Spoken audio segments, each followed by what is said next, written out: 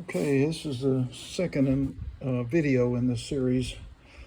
I'm saving this mower. I haven't named her yet, but I think it's going to be a C.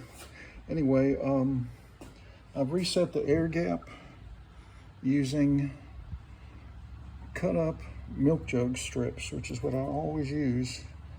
You slip those in there. It's already been tightened down, and it gives you the perfect gap. So I'm going to pull that out, and I'll pull that one out. There we go.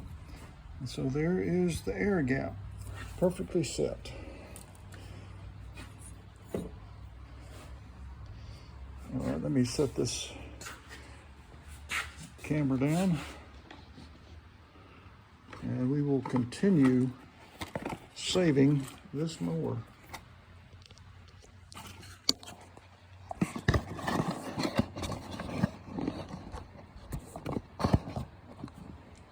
Okay, I put the new flywheel key in after removing the flywheel, and all looks good. Use the impact wrench to tighten her up. So now I sort of want to check this tank just to make sure it's not going to leak before I put everything back together, because if it does leak, then I'll just yank this carburetor off and put a brand new one on. But I had a note attached to this carburetor that it came off of a running mower, or a good mower, that had something else wrong with it and I couldn't use it, but the carburetor was good. So let's test that. I think I'm going to put the rewinder on here just for this purpose, just to test the tank for leaks. So we'll try and get this sorted in position. It's not critical that it be exactly right, but there we go. Now this tank will sit on here a little easier. I think I may put one of the shoulder screws in here just to sort of stabilize it. Use my magnet on a stick for that. Put this one in the front here in and get it started. And then screw it in a little bit.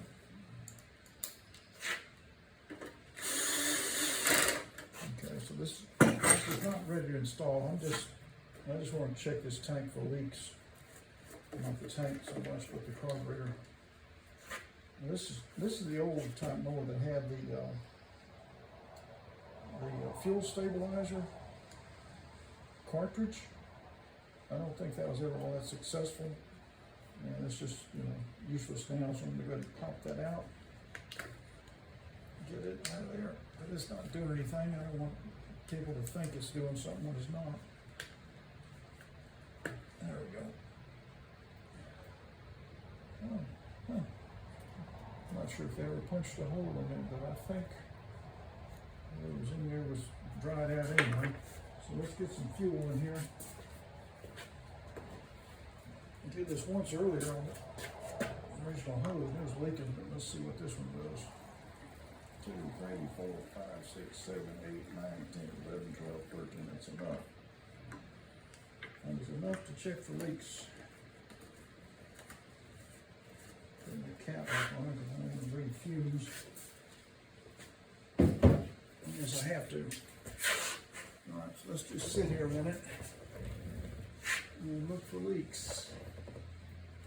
They usually show up pretty quickly. But it's going to leak. You start to see moisture show up around the very base of the carburetor. And sometimes they leak like crazy, but even a small leak is, you don't want that. That's not safe, and not a good way to run your equipment for sure.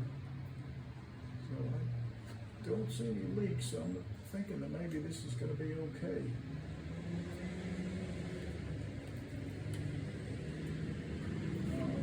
So now I'm going to take the rewinder back off. I've got to connect the air vane, not the air vane, but that's what they call it. I call it just automatic choke linkage. Okay, so there we go. And this is just sitting on here, it's not attached. Get that out of the way. And attach this air vane, which I think I set right here. So this guy, this long screw here has to go into this threaded part of the carburetor. And this pin has to go, let me show you on this old carburetor. Nope, that's not the right kind. Never mind. It has to go,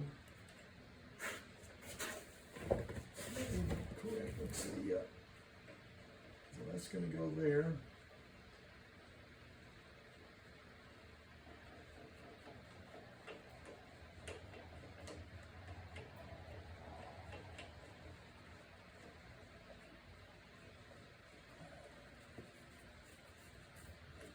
Okay.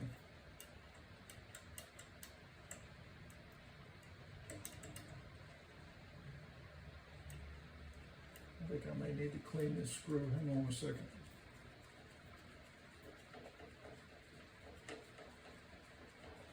In my opinion,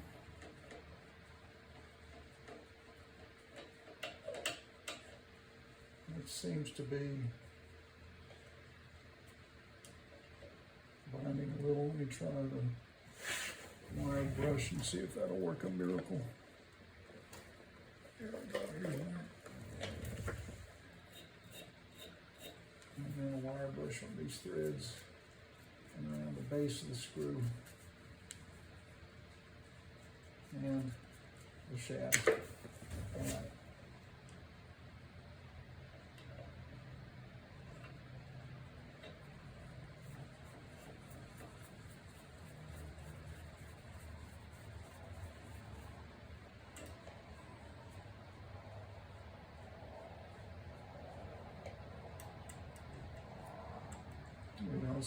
That's fine, okay?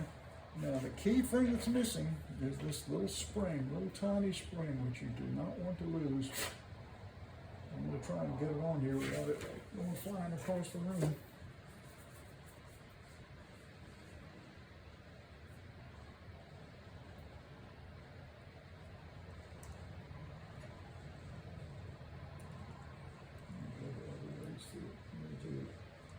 Do it first on the metal plate, and then up here on the arm. Okay. So let me show you kind of where we are with this up close. I got this carburetor on here, and the spring is installed, see, and it is hooked around that little hook there, and then it's hooked there, that little hook that stands up on this metal plate. This metal plate is going to be on the inside of the rewinder when the rewinder goes on. And the other key thing is that this pin on this part of the arm has to be down in that U-shaped part of the plastic on this carburetor, and that is the upper end of the choke plate. See, there's your choke plate. The choke is closed, which is supposed to be. And then the muffler heats up, and that arm begins to push pretty quickly, and it opens that up and opens the choke plate out of the way, so it's no longer involved. So that's great. And this arm looks like it's hadn't been deformed or messed with really at all. If I'm going to do anything, I'm going to bend this a little forward this way. So the front edge of that is right between those two indentations, and it's well centered in front of those two, so that's good. So that should be all right. So let me set the phone down just so you know what we're doing with the carburetor, and I'm still not seeing any leaks, so I'm excited about that. And it may not run real great, and I end up having to put a new one on there anyway. That often happens. They're just so old and funky, it's better just to put a new one on there. Is that even on the mower? Yeah, it is. Okay. So now I can put the rewinder on. So let's do that. And these rewinders aren't interchangeable. It's got to be, if you have an automatic choke, it's got to be the one with this big opening for that arm. So don't think you can put any of them on there. I have the right one. So I'm making sure that I've got the plate that spring is attached to on the inside of the rewinder. Let's see if I can push that into place now. There we go. Oh, and that's looking good. It slipped right in those two little prongs that hold that stable. It's all looking good. So I'm going to get my two long screws to hold the front of the rewinder on and get them started. Thread that in a few times. And to ease things along, I'm going to put a drop of oil on there on the threads.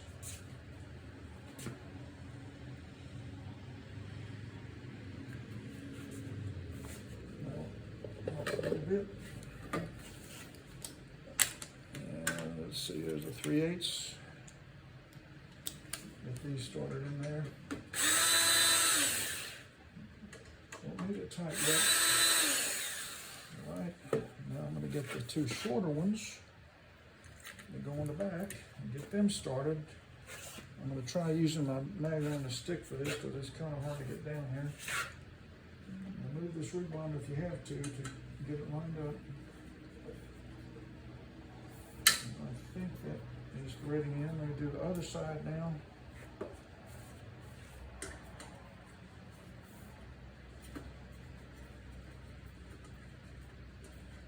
Of course, the big question, you guys that do this a lot, you're all wondering if you hit something that's sheared the flywheel that bad, is the crankshaft bent? Is the blade okay? And we're going to check that in a minute. Let's see if I can get these installed. Use my extension for this on the back. I'm going to tighten these now. And that's good.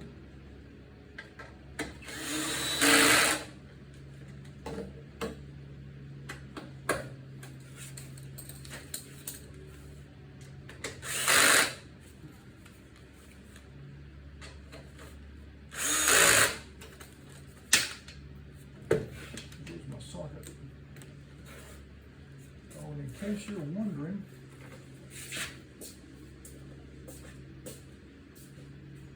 this mower was made, get a flashlight, and put up for sale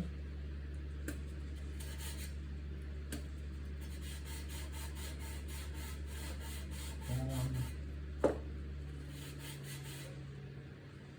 October the 9th of 2006. So this mower is almost 20 years old. But these are great mowers. So this is all good. Nothing binding there.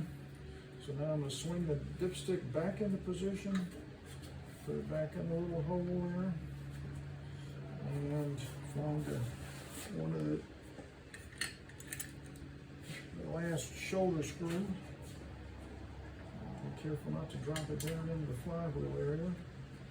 Get it started and tighten it up 5/16 while pushing down on the dipstick. There we go. That's safe and secure. Let me go this way.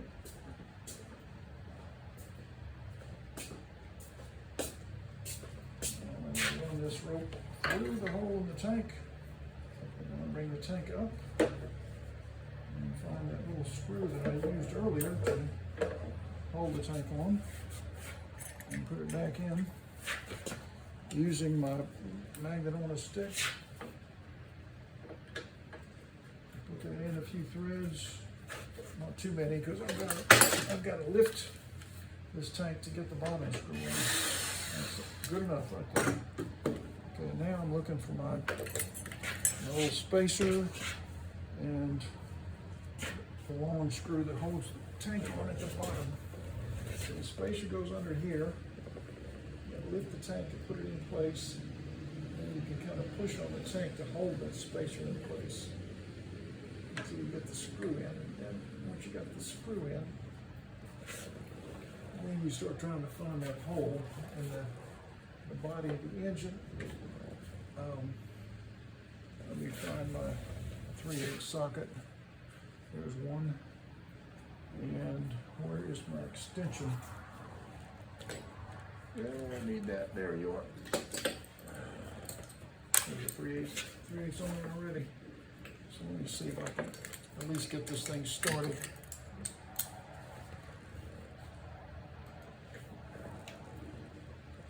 that going in? I'll be done. I think it's going in. Usually you got to monkey around with it for a couple of minutes before it lines up. Now it's snug, but I don't want it snug yet, so I'm going to back out a couple of turns because I still need to be able to move this tank around in order to get these other 2 screws in. Let's see, I'm missing one of them. There's one. At least it's probably a spare one. Okay. Don't want to lose it, so get the magnet on the stick.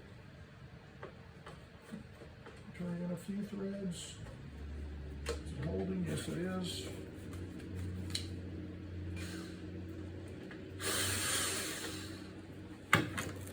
Again, I'm not firming everything up yet because I still need to wiggle this tank around sometimes. Well, that was lining up really good.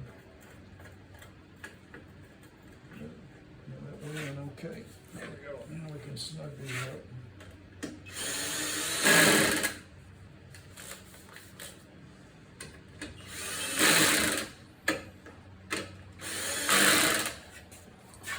Last one to snug up is the one on the bottom.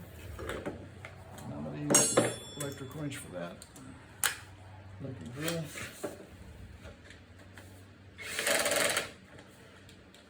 There we go.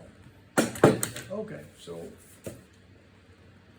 oil is good. I've already checked that. I've already checked the gap on the spark plug. Checked the air vane. That's, I guess that's what everybody else called it. That's operational. I don't see any leaks yet. Let me look in here, make sure I've got enough fuel to even make a difference. I think I do. Yeah, a little bit more, and then check the leaks again.